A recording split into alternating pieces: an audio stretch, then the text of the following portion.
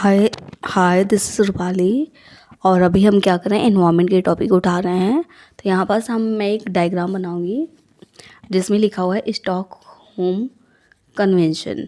जो Stockholm convention था वो कब हुआ था, ये हमें इसका डेट याद रखना पड़ेगा।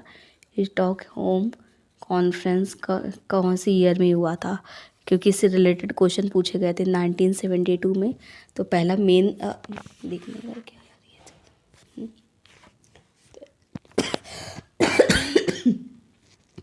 जब अपना स्टॉकहोम कॉन्फ्रेंस है ना, वो 1972 में हुआ था। स्टॉकहोम कॉन्फ्रेंस के 20th एनिवर्सरी में, जो 20वीं एनिवर्सरी थी, इसमें क्या हुआ था, अर्थ समिट हुआ था। अर्थ समिट जो हुआ था उसका भी ईयर हमें याद रखना पड़ेगा, 1992। वैसे तो हमें इसको मैंने ये बोल दिया ना 20th एनिवर्सरी में। तो यहाँ पास जैसे 72 से 82, 82 से 92, 20 साल हो जाएंगे इसमें यहाँ पास। ठीक है, अब अर्थ समिट से हमारा निकल के आया हुआ है एजेंडा अप्रेजल पास हुआ था। इन्वायरमेंट से रिलेटेड अप्रेजल पास हुआ था। किससे रिलेटेड, एजेंडा 21। तो अभी जो एजेंडा 21, मतलब 21st सेंचुरी में हमें क्या क्या चीज़ें इन्वायरमेंट से रिलेटेड क्या स्टेप्स लेते हैं अपने इन्वायरमेंट को बचाने के लिए, तो ये चीज़ हमें देखना पड़ेगा। ठीक है, इसमें क्या है, अर्थ समिट कॉन्फ्रेंस भी हुए थे बहुत ढेर सारे। तो अभी हम उसमें नहीं जाते हैं, पहले हम क्या काम करते हैं, एजेंडा 21 से रिलेटेड कुछ छोटे छोटे एक पॉइंट्स देखेंगे, उसके बाद इसके ऊपर हम क्वेश्चन देखेंगे। ठीक है, इसमें एक पॉइंट याद रखना, जो एजेंडा 21 है ना, एजेंडा 21 जो है ये सबसे इम्पॉर्टेंट है कि नॉन बाइंडिंग है, non binding voluntary implemented action plan of the United Nation on sustainable development. Non binding voluntary, एक minute, voluntarily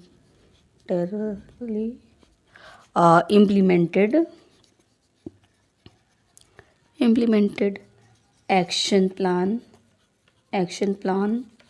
on sustainable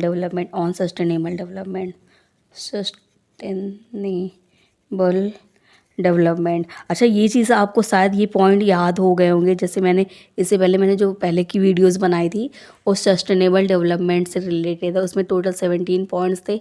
I hope वो चीज़ याद है। अगर वो याद रहेगा ना तो हम और ईज़िली रिलेट कर सकते हैं। एक मिनट, क्यों जा रही है, इसको अभी यहाँ तक ऐसे याद रखना, तो इसको अभी यहाँ रखना। और क्या बोलते हैं, आगे के हम क्वेश्चंस देखेंगे। ठीक है, एक मिनट इसको मैं दिखा देती हूँ। जो हमारे एजेंडा 21 के जो इम्पोर्टेंट पॉइंट है ना, वो क्या चीज़ है, सर्वे ऑफ बायोलॉजिकल डाइवर्सिटी। जो बायोलॉजिकल डाइवर्सिटी से रिलेटेड सर्वे, क्या स्पीसीज़ इंडेंजर्ड हैं, इसके ऊपर जाएगा।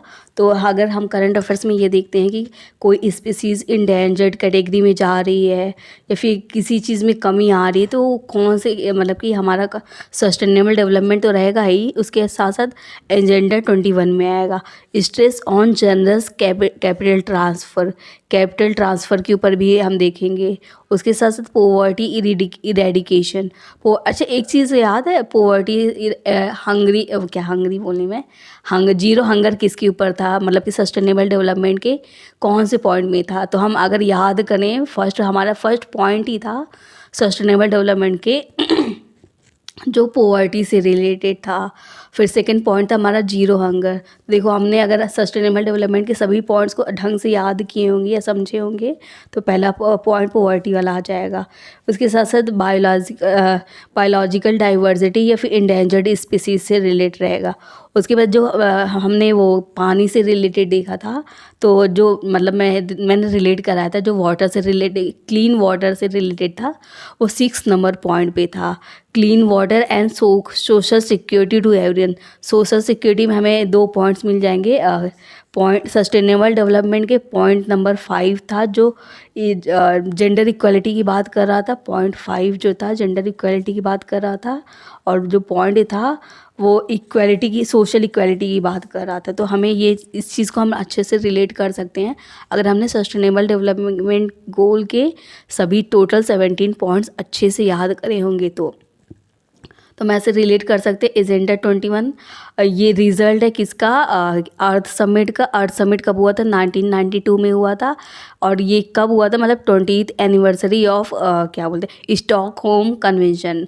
और ये स्टॉकहोम कन्वेंशन कब हुआ था, 1972 में हुआ था। कॉन्फ्रेंस जिसे बोलेंगे, सॉरी, स्टॉकहोम कॉन्फ्रेंस जो था 1972 में था। उसके बाद 20वीं एनिवर्सरी पे अर्थ समिट हुआ था 1992 में। उसके बाद एजेंडा 21 अप्रेजल आया था, जिसमें हमें क्या क्या चीज़ें देखनी थी। अब इसके ऊपर क्वेश्चन भी बने हुए हैं, तो मैं इसको अगले वाले वीडियो में क्वेश्चन अपलोड कर रही हूँ। Thank you.